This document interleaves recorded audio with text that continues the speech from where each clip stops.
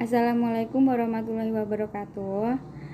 Yang terhormat Bapak Taufik Muhtarom MPD selaku dosen pengempu Psikologi Pendidikan, kami dari kelompok 6 Psikologi Pendidikan akan menjelaskan materi tentang teori pembelajaran dan gaya belajar. Sebelumnya, perkenankan saya untuk mengenalkan anggota dari kelompok 6. Yang pertama ada Aan Irawan sebagai presentator pertama, Novia Anggraini sebagai presentator kedua, Anggi Almulia sebagai presentator ketiga sekaligus moderator, dan yang terakhir ada Anissa Indah sebagai presentator keempat. Untuk pembahasan selanjutnya yaitu tentang teori pembelajaran yang akan disampaikan oleh Aan Irawan. Kepada Aan Irawan dipersilahkan. Baik, terima kasih kepada moderator yang telah memberikan kesempatan kepada saya untuk menjelaskan pengertian dari teori pembelajaran.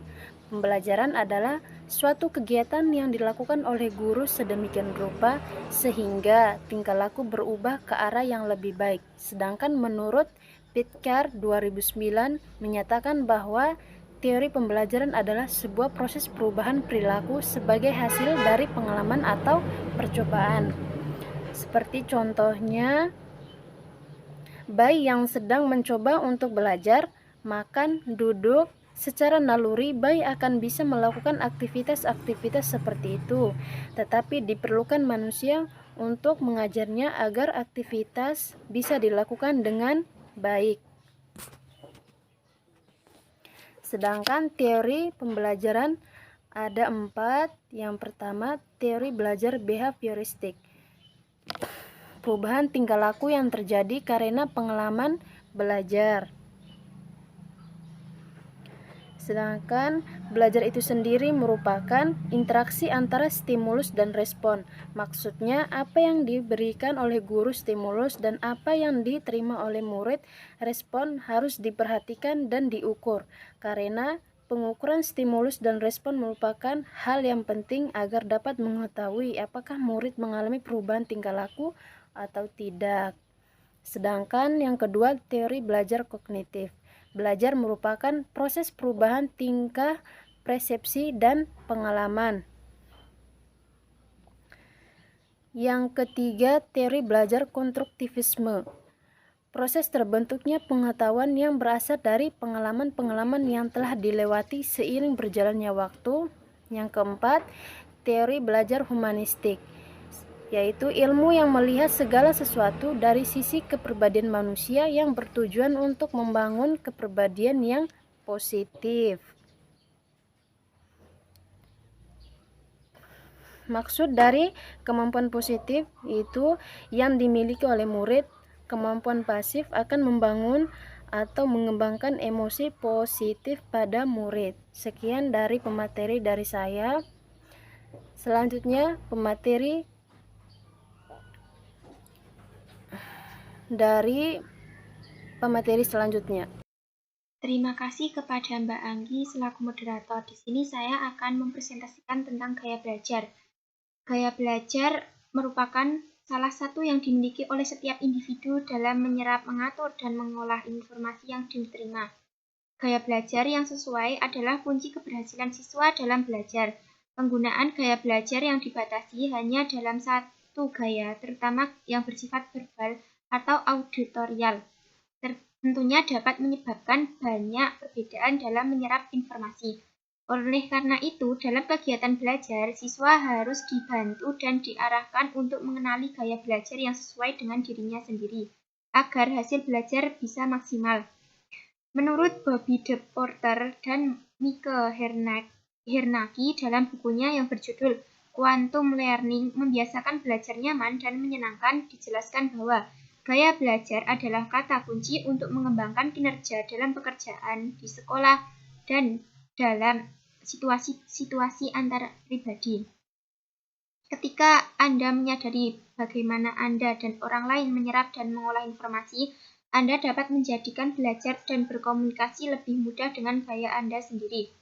Sedangkan menurut Kemp dalam bukunya, Tutik Rahmawati dan Daryanto yang berjudul Teori Belajar dan Proses Pembelajaran yang Mendidik, menyatakan bahwa Gaya belajar adalah cara mengenali berbagai metode belajar yang disukai yang mungkin lebih efektif bagi peserta didik tersebut. 3 gaya belajar yang dimaksud adalah memahami metode-metode dalam pembelajaran itu sangat penting agar pembelajaran untuk peserta didik lebih efektif. Beberapa definisi gaya belajar di atas dapat disimpulkan bahwa setiap manusia yang lahir ke dunia ini selalu berbeda satu sama lainnya, baik bentuk fisik, tingkah laku, sifat, maupun berbagai kebiasaan lainnya. Tidak ada satupun manusia yang memiliki bentuk fisik, tingkah laku, dan sifat yang sama walaupun kembar sekalipun. Suatu hal yang perlu kita ketahui bersama adalah bahwa setiap manusia memiliki cara menyerap dan mengelola informasi yang diterimanya dengan cara yang berbeda satu sama lainnya. Ini sangat tergantung pada gaya belajarnya.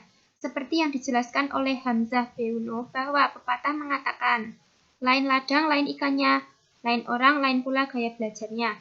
Peribahasa tersebut memang pas untuk menjelaskan fenomena bahwa tak semua orang punya gaya belajar yang sama, termasuk apabila mereka bersekolah di sekolah yang sama atau bahkan duduk di kelas yang sama. Gaya belajar yang dimaksud dalam penelitian ini adalah alat yang digunakan siswa untuk menyerap sebuah informasi atau materi belajarnya berdasarkan pendekatan preferensi sensori, yaitu gaya belajar yang dilakukan dengan cara memasukkan informasi ke dalam otak melalui modalitas indera yang dimiliki. Sekian dari saya.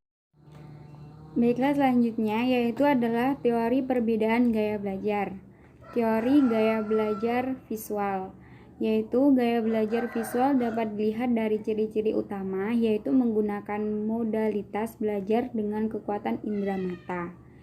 Yang kedua, teori belajar auditorium.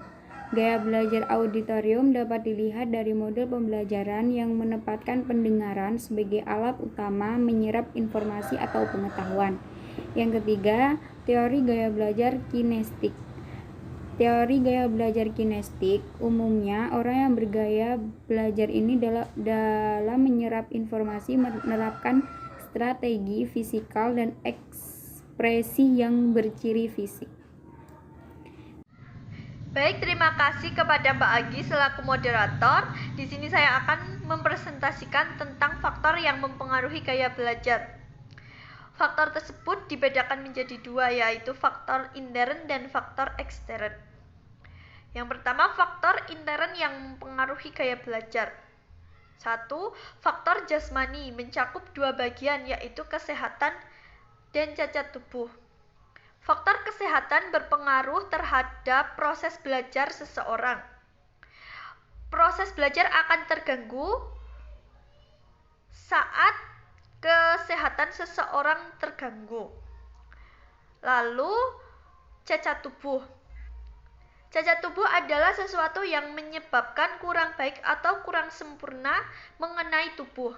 Cacat itu bisa berupa buta, tuli, lumpuh, dan lain sebagainya. Keadaan cacat tubuh juga bisa mempengaruhi kegiatan belajar seseorang. Yang kedua, faktor psikologis adalah intelijensi, perhatian, minat, bakat, motif, kematangan, dan kesepian. Yang ketiga, faktor kelelahan pada manusia susah dipisahkan tetapi dapat dibedakan menjadi dua, yaitu kelelahan jasmani dan kelelahan rohani.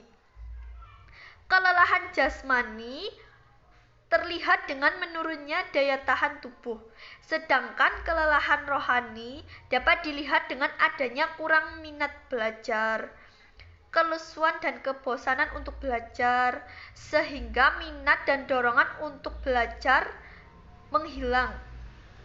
Faktor kelelahan dalam diri seseorang berbeda-beda. Oleh karena itu, perlu cara atau gaya belajar yang berbeda-beda.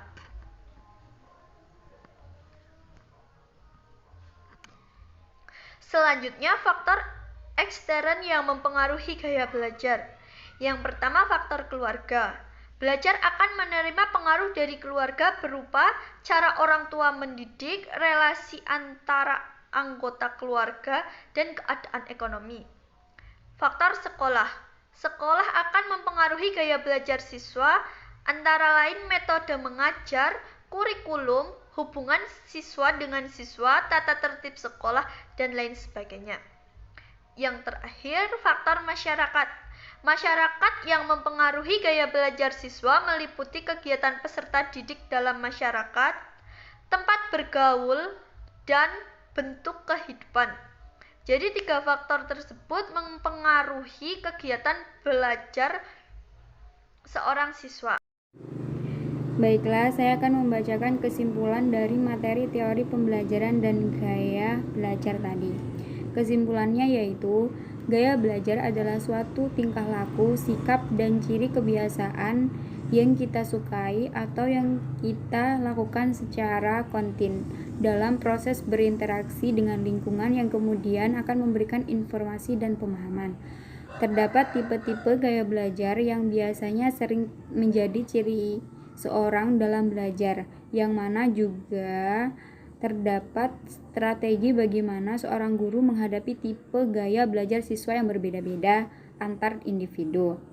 Adapun gaya belajar tersebut yaitu visual, cenderung belajar melalui yaitu melihat, auditorial, belajar melalui mendengar, dan kinestik, belajar melalui gerakan atau sentuhan. Prestasi belajar masih tetap menjadi indikator untuk menilai tingkat keberhasilan siswa dalam proses belajar. Sekian, terima kasih.